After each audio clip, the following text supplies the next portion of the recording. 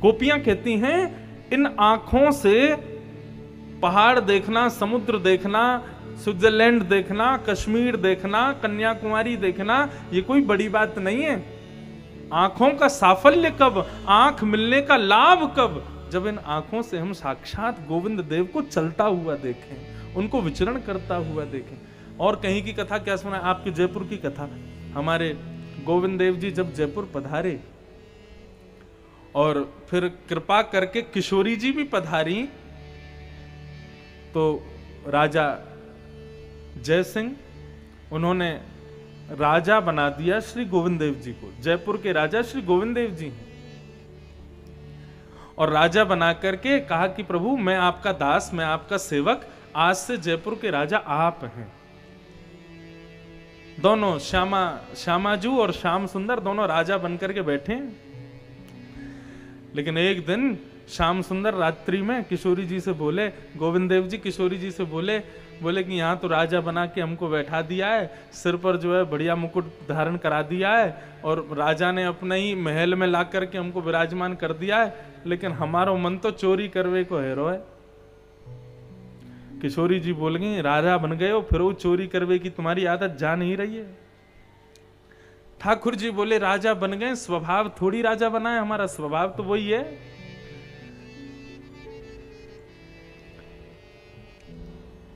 किशोरी जी बोली अब रात में कहां जाओगे चोरी करने, पकड़े गए तो और पिटेंगे, और पिटने के बाद में लज्जा आवेगी वो अलग कि बताओ राजा बनाए ये चोरी करते घूम रहे हैं। ठाकुर जी बोले ना मेरो तो मन है रो, मुझे चोरी करनी है। किशोरी जी बोली चुराओगे कहा? बोले पास में एक बगीचा है, वहां बढ़िया अनार लग रहे हैं, मुंह को सुगंधी आ गई है, मैं अनार चोरी करवे जाऊंगा, अनार चोरी करवे जाऊंगा। किशोरी जी बोली तो फिर जाओ, मुझसे कहा पूछ रहे हो? ठाकुर जी बोले अरे आप भी बड़ी भोरी हो, चोरी करवे जाऊं तो सखा संग में चाहिए। अब यहाँ कोई सखा तो है ना, आप ही चलो संग में। किशोरी जी बोली हम तो डूबेंगे सनम, तुमको भी ले डूबेंगे, अकेले और ना जाओगे, मुंह को लेके और जाओगे संग में। हमारे गोविंद देव जी सोई बोले नहीं किशोरी जी चलो चोरी करवे चलो। गोविंद देव जी चोरी करने गए, अर्धरात्रि का समय, किशोरी जी साथ में गईं। बगीचे में प्रवेश किया, बढ़िया सुंदर अनार के वृक्ष लगे थे। जैसे ही चुराने लगे, अब तो महाराज वहां पे जो माली था, जो बगीचे की रखवाली करता था, वो बीच बीच में उठ करके डंडा घुमाता था कि कोई आवे नहीं, कोई चोर ना आ जाए। लेकिन इतने में ही उसको सुंदर इत्र की सुगंध आने लगी, और कितना भी कोशिश कर लें, ठाकुर जी आभूषण इतने पहनते हैं, उनकी आवाज तो आएगी, नूपुरों की आवाज तो आए। गोविंद देव जी के चरणों का दर्शन करो, कितने सारे नूपुर पहनते हैं चरणों में। अब बेचारे जैसे तैसे पाम पकड़ के आए तो सही, धीरे धीरे चल के कि कहीं आवाज नहीं आ जाए, लेकिन फिर भी थोड़ी बहुत हलचल तो माली को पता चल गई। माली ने इतने में ही उसको लगा कि कोई आया, अंधेरा हो रहा था, उठाया डंडा, पीछे भागा, अरे भागो कौन आया, चोर। गोविंद देव जी बोले अरे अरे जल्दी भागो। इतने में ही एक अनार तोड़ करके अपने गोजा में धर, गोजा बोलते हैं जेब को, गोविंद देव जी ने जेब में रखो, किशोरी जी के हाथ पकड़े और दौड़े महाराज, सीधे दौड़ करके आए और आकर के अपनी ब्रह्म वेदी पर विराजमान हो गए। किशोरी जी बोली बाल बाल बचे, आज पकड़े जाते तो बड़ा बुरा है जातो, पूरे जयपुर में हमारी कहा लज्जा की बात है जाती। बताओ ठाकुर जी चोरी कर रहे हैं। प्रातः काल का समय हुआ, जैसे ही मंगला आरती के लिए गुसाई जी पहुंचे, गुसाई जी ने जैसे ही कपाट खोले तो क्या देखा, ठाकुर जी के सारे आभूषण अस्त व्यस्त, और जो वस्त्र रात्रि में पहनाए थे वो जगह जगह से फटे हुए हैं। किशोरी जी के वस्त्र भी फटे हुए हैं। उन्होंने आरती तो कर दी, आरती के बाद पर्दा लगा करके हाथ जोड़ के प्रार्थना की, जय जय आपके वस्त्र कैसे विदीर्ण हो गए, आपके श्रृंगार कैसे अस्त व्यस्त हो गए, क्या भाव रहा। तो ठाकुर जी बात करते थे पुजारी जी से, तो गोविंद देव जी बोले कछु ना, बस वो रात में कोई चुईया आ गई यहाँ पे, वहां ने चढ़ के हमारे सब वस्त्र फाड़ दिए। किशोरी जी बोली झूठ बोल रहे हैं, ये कोई चुईया ना आई है। तो फिर कहा भाई, बोले ये चोरी करवे गए रात में, गोसाई जी बोले ओ चोरी करवे गए आप। अरे तो बोले तो कहा है कि कौन से कोई के धन की चोरी करके आए, फल चोरी करके लाए। अच्छा कौन सा फल पाए हो ठाकुर जी? किशोरी जी बोली इतने चोरी के प्रेमी हैं, कच्चो अनार लिया है, मैंने बार बार मना करी अभी पकौन आए या को मत खाओ, लेकिन चोरी करी है ना तो इतना प्रिय है, चोरी की वस्तु खा गए रात में कच्चे अनारन ने। अच्छा अनार खाओ, छिलका कहाँ है? किशोरी जी बोली पीछे पड़े। तो श्री गोविंद देव जी के पीछे जाकर के देखा तो कच्चे अनार चबे हुए उनके दाने पड़े थे, छिलके पड़े थे। देख करके गुसाई जी के नेत्रों में आंसू आ गए। ठाकुर जी कितने प्रेमी हैं, कितने रसिक हैं। तोड़ के लाए उसके बगीचे से अनार को, स्वीकार किया, भले ही कच्चा था। माली को बुला करके गुसाई जी ने कहा रात्रि में कोई आया था क्या? बोले हाँ महाराज जी आया तो था, बड़ी सुंदर सुगंधी आई थी और नूपुरों की, और ऐसे मतलब जैसा लग रहा था बहुत सारे आभूषण पहन के आया, उसकी आवाज आ रही थी। गुसाई जी ने उसको हृदय से लगाया। बोले तू बड़भागी है भैया, तेरे द्वार तेरे बगीचा में कोई और नहीं आया, साक्षात गोविंद देव जी रात्रि में पधारे। माली इतना रोया, इतना रोया। बोले बड़भागी तो हूं कि मेरे बगीचे में ठाकुर जी आए, लेकिन दुर्भाग्य मेरा कि दुनिया माला पहनाने के लिए दौड़ती, मैं डंडा लेके भागा पीछे। गुसाई जी ने समझाया, बोले चिंता क्यों करता है, डंडा लेके या तो यशोदा भागी थी या तू भागा है, ये तुझ पर कृपा है श्याम सुंदर की। कुम्मन दास जी का पद है, बहुत अच्छा पद है। तू है सखी बड़ भाग बड़ी, नंदलाल तेरे घर आवत है। तू है सखी बड़ भाग बड़ी, नंदलाल तेरे घर आवत है। ये पद मेरा बार बार गाने का मन होता है जब कोई अपने घर ले जाता है ना, और घर पे ले जा करके कई, अच्छा देखो लोगों की स्थिति, हम सब जगह जाते हैं जो भी बुलावे, लेकिन लोग कितने पानी में हैं ये उनके पहले घर में प्रवेश करते ही पता चल जाता है। क्यों? अगर उसने घुसते ही ये बोला ये मेरा बेटा, ये मेरी बेटी, ये मेरी पत्नी, ये मेरी माँ, ये मेरे पिताजी, ये मेरे सब, समझ जाओ कि ऐसा ही है, संसारी है।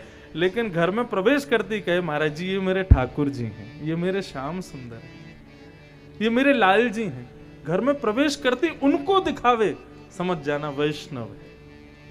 ये वैष्णव का लक्षण है। वो घर में आए हुए संतों को, अतिथियों को किसी से नहीं मिलवाता, सबसे पहले अपने ठाकुर जी से मिलवाता है।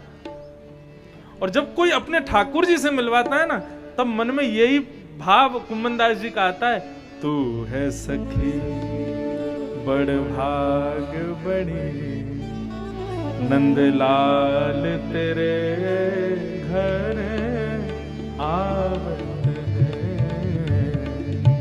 तू है सखी बड़ भाग बड़ी, नंदलाल तेरे घर आवत है। सब कोई इन को यश गावत, सब कोई इन को यश गावत, पर ये तेरो यश गावत है, ये तेरो यश गावत है। तू है सखी बड़ भाग बड़ी, नंदलाल तेरे घर आवत है। तू है सखी बड़ भाग बड़ी, नंदलाल तेरे घर आवत है।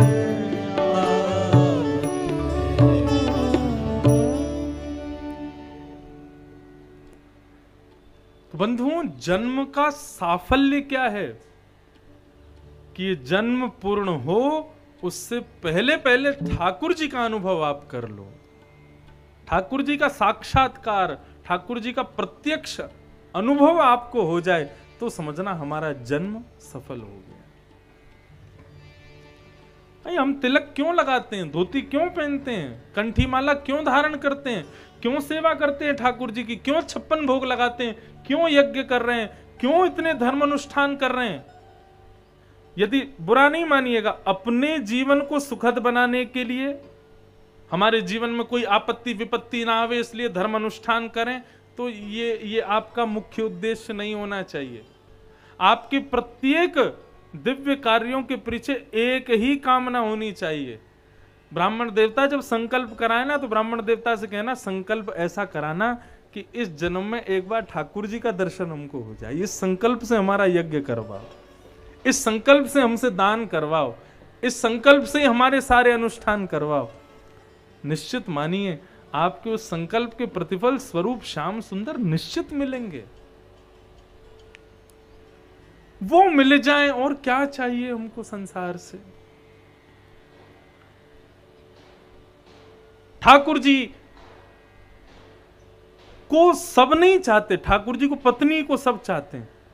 ठाकुर जी की पत्नी कौन? लक्ष्मी। सुख संपत्ति घर आवे, कष्ट मिटे तन का।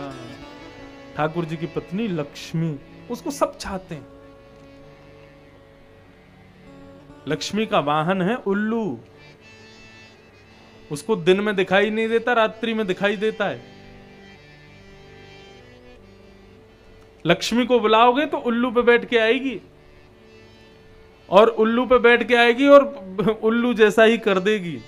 अकेली लक्ष्मी को बुलाओगे तो मतलब जहां पर भी प्रकाश होगा उल्लू को दिखाई नहीं देगा। केवल लक्ष्मी को भजने वाले को प्रकाश में दिखाई नहीं। प्रकाश का मतलब ज्ञान, प्रकाश का मतलब तमसो मां ज्योतिर्गमया। इसका मतलब क्या है? जहां भी प्रकाश हो, जहां भी ज्ञान हो, जहां पर भी अच्छा हो, वहां की तरफ बढ़ना। लेकिन अकेली लक्ष्मी को भजने वाला व्यक्ति, उस पर फिर लक्ष्मी के वाहन की कृपा हो जाती है, उसको प्रकाश दिखाई नहीं देता, उसको अंधकार ही दिखाई देता है। लेकिन कोई नारायण के सहित लक्ष्मी का आवाहन करे तो फिर लक्ष्मी जी अपने वाहन को छोड़ के आती हैं, नारायण के वाहन पर बैठ के आती हैं। नारायण का वाहन गरुण, और गरुण जब आकाश में उड़ते हैं और पंख फैलाते हैं तो स्वर प्रकट होता है, उसी को हम शाम वेद कहते हैं। गरुण ज्ञान के द्योतक हैं, प्रकाश के द्योतक हैं। इसलिए भैया जीवन का यही उद्देश्य होना चाहिए, जन्म हरिम परम। पूरी भागवत इसी में समीटी हुई है। जन्म से प्रारंभ होती है, परम हरि के चरणों में विश्राम लेती है। हरिम परम। भागवत के द्वितीय श्लोक में धर्म, अधिकारी, संबंध और प्रयोजन बताए। पुरिया धनाश्री।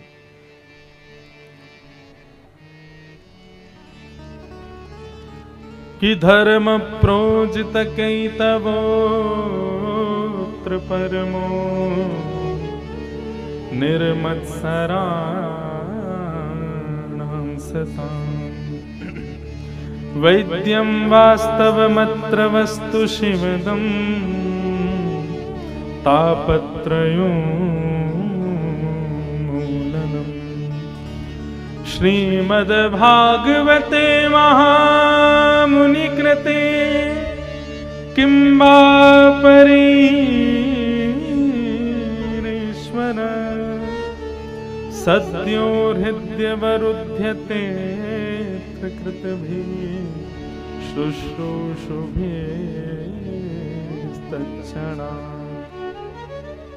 भागवत का दूसरा श्लोक। भागवत के दूसरे श्लोक में 4 बातें बताई गई हैं: विषय, अधिकारी, संबंध और प्रयोजन। बहुत सावधानी से सुनिए। सब लोगों को आवाज आ रही है, इसलिए एक एक शब्द अब ध्यान से सुनिएगा। भागवत का विषय क्या है, सब्जेक्ट क्या है भागवत का? हमारा भागवत सुनने के पीछे उद्देश्य क्या है, आज ही क्लियर कीजिए इस बात को। धर्म प्रोजित कई तवोत्र परमो।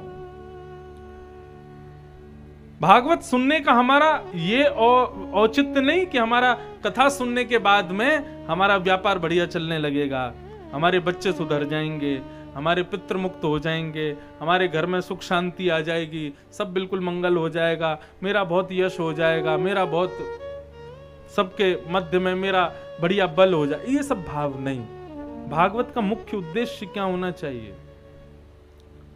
परम धर्म में प्रवृत्ति होना। धर्म और परम धर्म दो बात होती हैं, बहुत ध्यान से सुनना। धर्म का मतलब क्या है?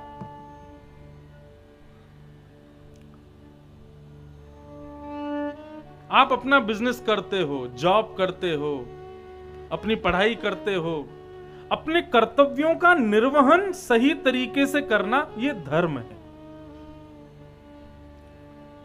हमारे मोदी जी कल आते हैं, आप थोड़ी देर बैठते हैं मेरे पास आके, और ऐसे योग्य लोगों से सीखना चाहिए। उनके जीवनचर्या से कुछ ना कुछ लेना चाहिए। आज इतनी अवस्था में अपने आप ही अपने सारे काम करते हैं। कल हमारे लाल जी का दर्शन करने जा रहे तो मैंने पंडित जी को बोला, मैंने कहा आप हाथ पकड़ के ले जाओ। बोले नहीं महाराज जी, 4 माला भी बोलोगे चढ़ जाऊंगा, लेकिन अपने आप ही चढ़ूंगा, किसी का सहारा नहीं चाहिए मुझे। ये सब कर्तव्य निष्ठताएं जो होती हैं, इसको हम धर्म कहते हैं। चाहे आप अपने इसको व्यापार में लीजिए, चाहे अपने पढ़ाई में लीजिए, चाहे अपने बिजनेस आदि, कुछ भी आप अपने कर्तव्य का निर्वहन यदि सही तरीके से करते हो, वही धर्म है। और एक बात और कहूं, यदि कर्तव्यनिष्ठ व्यक्ति ज्यादा पूजा पाठ नहीं कर पाता तो कोई बड़ी बात नहीं है, कोई उसको दोष नहीं है, क्योंकि वो अपने कर्तव्यों का निर्वहन करता है, इसलिए उसके लिए सब क्षमा है। वो एक हनुमान चालीसा का पाठ कर ले, केवल ठाकुर जी को सिर झुका के प्रणाम कर ले, अपने कर्तव्य का निर्वहन अच्छे से करे, ठाकुर जी कहते कोई बात नहीं। कोई जरूरी नहीं है सब भक्ति ही बनो, कुछ कुछ लोगों से संसार भी तो चलना चाहिए। इसलिए कई लोगों को ठाकुर ही संसार में ही लगा के रखते हैं। कर्तव्य निष्ठता होना यह धर्म है, लेकिन भागवत का उद्देश्य परम धर्म में प्रवृत्ति होना। अब परम धर्म क्या है? सीधी बात, अपने देह को सार्थक बनाने के लिए जो हमने कर्म किया वो धर्म है, लेकिन अपनी आत्मा को सार्थक करने के लिए जो हमने कर्तव्य किया वही परम धर्म है। समझ में आ रही है बात?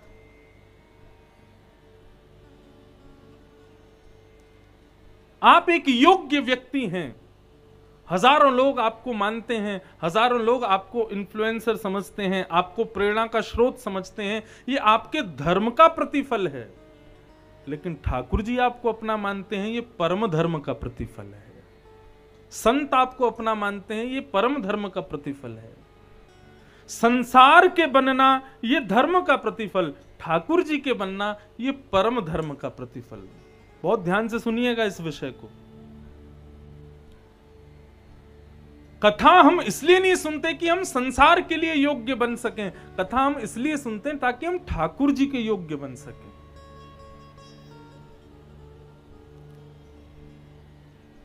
ठाकुर जी हमसे रीझे रहें बस। मैं बहुत प्रकाश डालता हूं इस बात पर। सेवा क्या? सेवा वही है जिस सेवा से ठाकुर जी रीझें। लोग कैसी सेवा करते हैं पता है? हमको जो भाए वैसी सेवा करते हैं ठाकुर जी की। वृंदावन में एक बार मैं देख रहा था, एक टोकरी में एक ठाकुर जी को लेके एक मैया घूम रही थी, उनको गॉगल पहना रखे थे ठाकुर जी को, और ऊपर हैट होता है ना, ऐसा हैट, गोल वाला हैट पहना रखा था टेढ़ा सा करके। मैंने कहा मैया ये क्या पहना दिया आपने ठाकुर जी को? और जैसे छोटे छोटे बच्चों को वो टेडी बियर वाली टी शर्ट और वो पैंट पहना, ऐसे कपड़े पहना रखे थे। मैंने कहा मैया आपने ये क्यों पहनाया ठाकुर जी को? और एक और चीज थी, हाँ, छोटा सा शिकंजी का गिलास था और उसमें पाइप और लगा हुआ था। मतलब ऐसा लग रहा था ठाकुर जी वृंदावन छोड़ के गोवा चले गए हैं, बीच पे बैठे। मैंने पूछा मैया आपने ऐसा श्रृंगार क्यों किया? मुझे बहुत अच्छा लगता। मैंने कहा नहीं, आपको जो भाए वो अपने ठाकुर जी के साथ करना, ये पूजा हो सकती है, लेकिन ठाकुर जी को जो भाए वो ठाकुर जी के सन्मुख प्रस्तुत करना, ये सेवा होती है।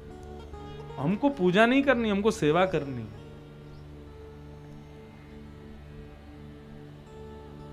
ठाकुर जी हमारे योग्य थोड़ी बनेंगे, हम ठाकुर जी के योग्य बने।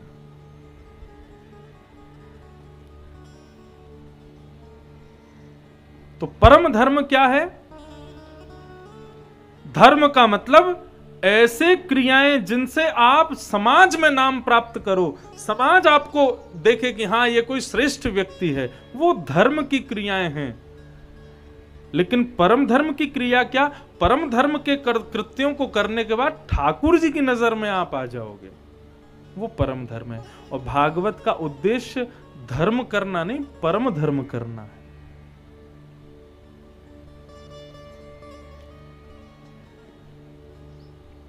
जैसे कि कल मैंने कथा में कहा, श्रृंगार हम किसके लिए करते हैं? अपनों के लिए करते हैं। अपने लोगों को मैं भाऊं, पार्टी में जा रहे हैं, शादी में जा रहे हैं, वहां के लोगों को मैं रीझ जाए मुझको देख करके, तो ये आपका एक साधारण कर्म हो गया।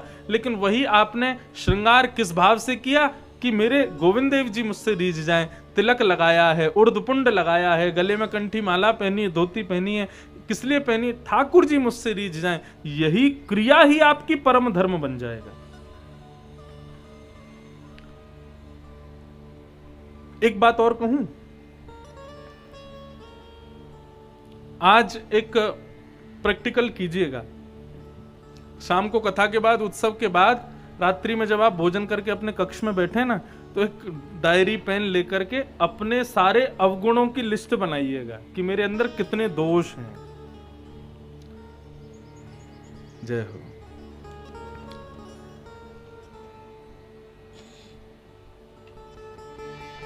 राम कृष्ण हरि जय जय राम कृष्ण हरि जय जय राम कृष्ण हरि जय जय राम कृष्ण हरि जय जय राम कृष्ण हरि जय जय राम कृष्ण हरि जय जय राम कृष्ण हरि जय जय राम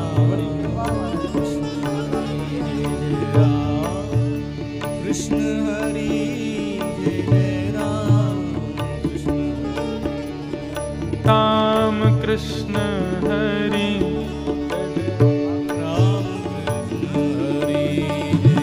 राम कृष्ण हरि जय जय राम कृष्ण हरि जय जय राम कृष्ण हरि जय जय राम कृष्ण हरि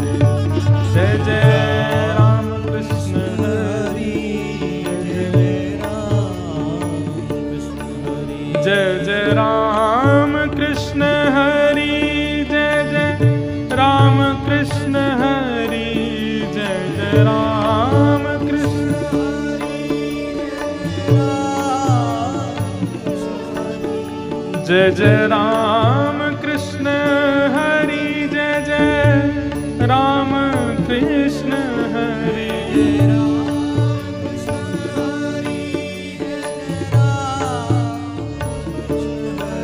जय जय राम कृष्ण हरि जय जय राम कृष्ण हरि जय जय राम कृष्ण हरि जय जय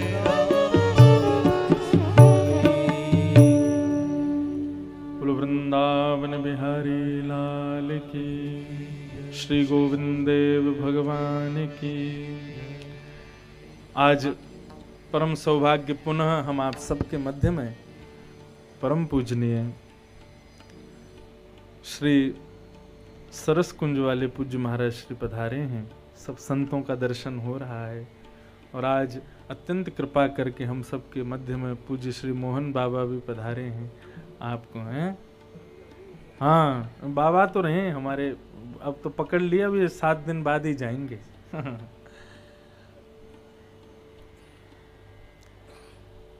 मैंने पहले भी कही, फिर कह रहा हूं, आप सब रसिकन को आगमन ये इस बात का प्रतीक है कि श्री गोविंद देव जी इस कथा के निमंत्रण को स्वीकार कर चुके हैं। इतने रसिक जन आ रहे हैं, इतने श्रोता आ रहे हैं, ये तो इस बात का प्रतीक है कि क्षेत्र देवता आ गए। लेकिन रसिक संत महापुरुष यहां पधार रहे हैं, इसका तात्पर्य यह है कि इनके रूप में स्वयं श्री राधा गोविंद देव प्रभु पधार रहे हैं, वही इस उत्सव को स्वीकार कर रहे हैं। और आएंगे क्यों ना, हमने इतना प्रलोभन दे रखो रात में होली खिलावे को, तो ठाकुर जी ये प्रलोभन है कि भैया उत्सव है तो मैं तो जरूर जाऊंगा। आज भी पधारे, आपको बारंबार अपने भाव से प्रणाम करूं, बाबा को भी प्रणाम, सब संतन को प्रणाम। तो निवेदन कर रहे थे, परम धर्म किसे कहते हैं, धर्म और परम धर्म के बीच में भेद क्या है। तो धर्म के विषय में हमने कहा कि धर्म किसे कहते हैं, आप संसार के योग्य बनो जिन क्रियाओं से, वो क्रियाएं धर्म हैं। लेकिन आप ठाकुर जी के योग्य बनो जिस क्रियाओं से, उसको परम धर्म कहते हैं। और भागवत धर्म नहीं सिखाता है, भागवत परम धर्म का अनुयायी बनाता है। श्रीमद् भागवत का एक ही उद्देश्य, जितने श्रोता बैठे हैं ये ठाकुर जी के योग्य बने, ये भागवत का मुख्य उद्देश्य है। 7 दिन बाद, कथा के बाद में आपकी सेवा पहले से अच्छी हो जानी चाहिए। 7 दिन बाद, इस कथा के बाद में आपकी सेवा, आपके भाव, आपके सब में यदि आपको 21 अंतर दिखाई दे तो समझना हमने कथा सुनी थी। जैसी पहले थी वैसी 7 दिन बाद भी रही आवे तो समझना कुछ फर्क नहीं पड़ा, हमने कथा सुनी नहीं है, केवल समय व्यतीत किया 4 घंटा बैठ के।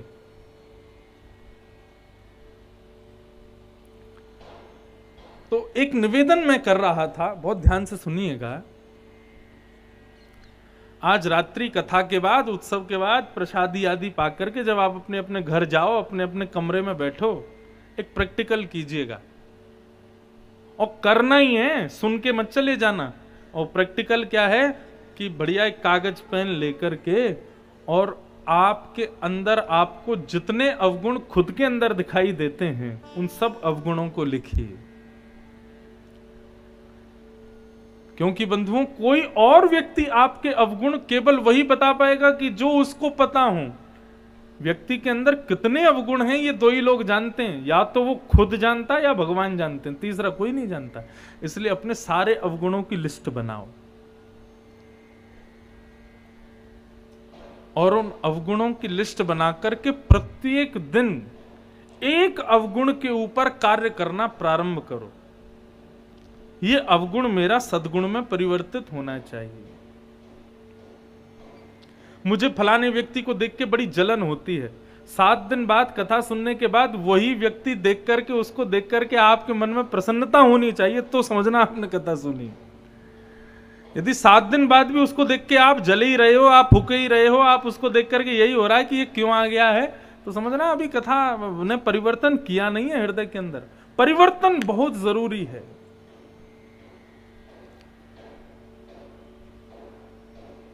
और दूसरा एक भाव यदि कहूं तो कोई अतिशयोक्ति नहीं, हमारे भीतर अवगुण कब तक बना रहता है, जब तक वो संसार के प्रति है। लेकिन वही गुण यदि ठाकुर जी के प्रति हो जाए तो वही सद्गुण बन जाएगा। काम, क्रोध, लोभ, मोह, ईर्ष्या, द्वेष, अभिनिवेश, अहंता, ममता, चिंता, ये सारे अवगुण हैं। लेकिन अवगुण कब हैं?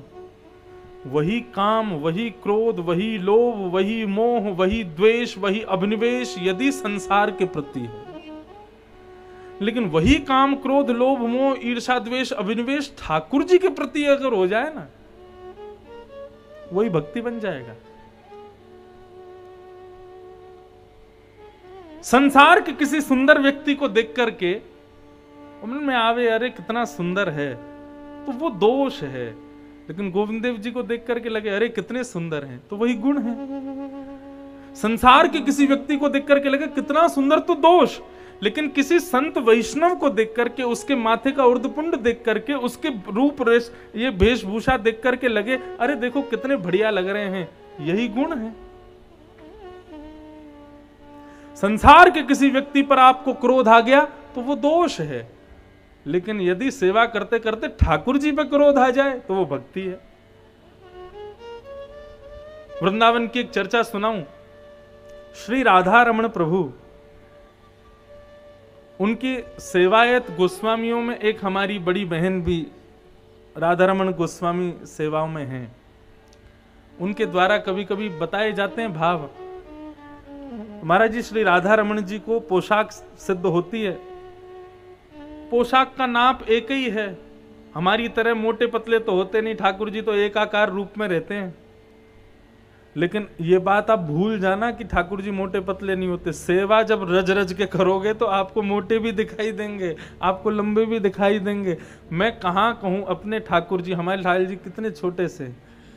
महाराज जी, प्रारंभिक सेवा में अब सेवा में इतना अंतर है कि प्रारंभिक समय का श्रृंगार अब यदि मैं ठाकुर जी को धारण करा दूं तो ऐसा लगता है छोटे लाल जी का श्रृंगार आ गया है, ठाकुर जी को आता ही नहीं है।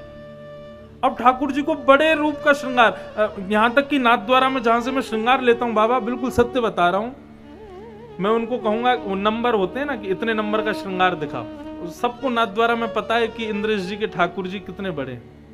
उनको जाके कहते हैं कि वो नंबर का, तो बोले आपके ठाकुर जी को यही नंबर आएगा। मैंने कहा नहीं आएगा, एक नंबर बढ़ा दो।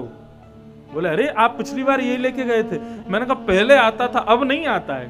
ठाकुर जी बड़े हो रहे हैं, ठाकुर जी मोटे भी हो जाते हैं, ठाकुर जी के गाल खूब अद्भुत हो जाते हैं। प्रारंभिक समय के अलंकार हमारे ठाकुर जी के, वो यदि अब मैं धरा दूं तो ऐसा लगता है ठाकुर जी की आंख बंद हो गई है। क्यों? मुख बड़ा हो गया है। सेवा से ठाकुर जी अपना रूप आकार सब बदलते हैं। तो एक बार राधा रमण जी के गोस्वामी सब श्रृंगार कर रहे थे, राधा रमण जी का पोशाक पहना रहे थे, श्रृंगार सिद्ध कर रहे थे। तो इतने में ही अब वो जो ठाकुर जी नीचे जो बाघा पहनते हैं वो कभी यहां से फंस जाए और यहां से उतार के दूसरी तरफ से चढ़ाएं तो दूसरे पाम में फंस जाए, एक पाम में आ जाए दूसरे पाम में नहीं आवे, जंघा से ऊपर नहीं खिसके, ऐसा भाव होवे कि छोटा पड़ रहा है। गुसाई बोले भैया नाप आकार तो बिल्कुल सब ठीक है, ये ठाकुर जी की पोशाक छोटी कैसे पड़ रही है? सब गुसाइयों ने एक एक प्रयास किया लेकिन ठाकुर जी को पोशाक नहीं आई। इतने बुजुर्ग गुसाई जी थे एक, वो बोले रुको मैं धारण कराता हूं। जैसे धारण कराने लगे तो वो एक जगह से थोड़ी छोटी पड़ जाए, उतार के देखें नाप ले में, बोले पुराने पोशाक से नाप ले रहे हैं, बिल्कुल सही है, ये ठाकुर जी को आ क्यों नहीं रही है? तो गुसाई जी बोले रुको मैं बात करता हूँ। सब गुसाई बैठ गए चिंता में, बाहर भीड़ खड़ी है, सबको दर्शन करने हैं, ठाकुर जी के श्रृंगार आरती होनी है और ये ठाकुर जी तैयारी नहीं हो रहे अभी। तो जो बुजुर्ग गुसाई जी थे उन्होंने श्रृंगार धर दिया ठाकुर जी के आगे और बोले लाल जी मोए लगे आज तुम्हें श्रृंगार करावे को मन नहीं है, कोई बात नहीं, आप यही में पीता ये लंगोटी में ही खड़े रहो, हम ऐसे ही दर्शन खोल देंगे और जितने लोग आएंगे फिर सब आपको देख के कहेंगे हो देखो ठाकुर जी नंगम नंगा खड़े हैं। और यदि फिर आपका कोई फोटो खींच के ले जावे और यदि आपको इस रूप में देख करके ले जावे तो फिर बाद में लज्जा मत करना, अरे रब मेरे को ऐसे देख लिया सबने। अंतिम प्रयास कर रहे हैं, या तो पोशाक पहन लीजिए नहीं तो हम ऐसे ही आपको सबको दिखा देंगे। थोड़ा गुस्सा करके जब राधा रमण जी से प्रार्थना की और जैसी वही पोशाक जो 2 घंटा से पहन नहीं रहे थे उसी पोशाक को क्रोध करके जब ठाकुर जी को धारण कराई, वही पोशाक चुपचाप धारण कर ली और ठाकुर जी का दर्शन हो गया, श्रृंगार हो गया। अब इसका मतलब ये नहीं कि अपने लाल जी को जाके डांटन लगो अपने अपने घरों में। क्रोध गुस्सा ये करना नहीं पड़ता। जब हमारा किसी से प्रेम होता है ना तो गुस्सा अपने आप आ ही जाता है, क्रोध उस पर हो, हम क्रोध सब पर थोड़ी करते हैं, जिस पर अधिकार है जिससे प्रेम है उसी पर होता है। मैं इस बात को कहना चाहता हूं कि क्रोध दोष है यदि वो संसार के प्रति, लेकिन वही क्रोध गुण है यदि वो ठाकुर जी के प्रति।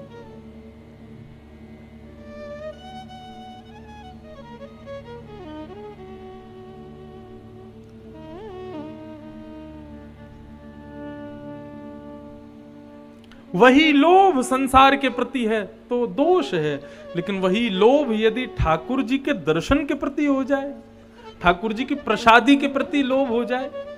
हाँ, लोग कई बार होता है ना, प्रसाद बांटते पुजारी जी तो एक दूसरे पे छीना झपटी करते हैं। लोग कहते हैं अरे कैसे लोग हैं बताओ, छीना झपटी कर रहे हैं। अरे ये छीना झपटी संसार की वस्तु के लिए करोगे तो दोष है, लेकिन ठाकुर जी के प्रसाद के लिए कर रहे हो तो यही गुण है। नंदोत्सव होता है ना, तो मंच से हम लुटाते हैं बधाई, और एक दूसरे पे आदमी गिरते हैं तो लोग कहते हैं अरे राम राम, देखो बिल्कुल सबूर नहीं है, गिर रहे हैं एक दूसरे पे, लूट रहे हैं। अरे लूटना संसार में दोष है, लेकिन ठाकुर जी के उत्सव में लूटना ये तो गुण है।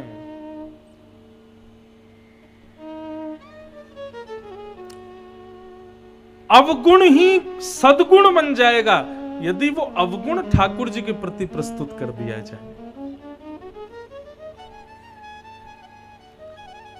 तो श्रीमद् भागवत हमको धर्म नहीं परम धर्म का अधिकारी बनाती है। परम धर्म मतलब ठाकुर जी के योग्य बने।